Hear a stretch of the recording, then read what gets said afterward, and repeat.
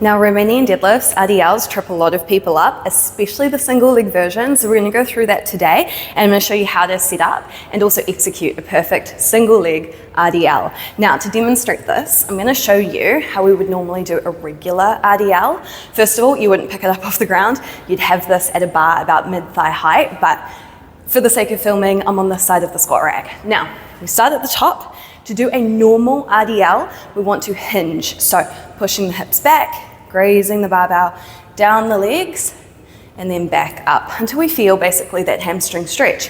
Now, single leg RDL is the exact same movement, just with more emphasis on one side. So what we want to do is I'm going to set my right leg up to be the working leg. Left leg is just going to be there for balance. So you want to think of this leg as a bit of a kickstand. If you imagine a bike doesn't fall over because you pop the kickstand down and then it stays in place. That's what this leg is doing, right? So to set up, this leg is going to go just straight behind you, little touch of the toes just for support. It's not out here. I'm also not lunging back. I'm kickstanding that left leg just for a bit of support. From here, just like a normal RDL, pushing the hips back, grazing the barbell, down the working leg, and back up. I can feel it at all points. Now, notice I'm pushing my hips back. I'm not squatting, I'm not lunging.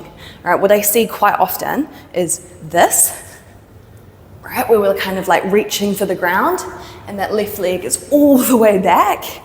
Now, what I also see is a bit of a squat. So we're like almost, I can't even do it, but kind of like this, where we're like squatting and maybe that barbell like hits the knee. It feels awful and it's not the movement we're going for. What we're aiming for is that hinge where the hips go back.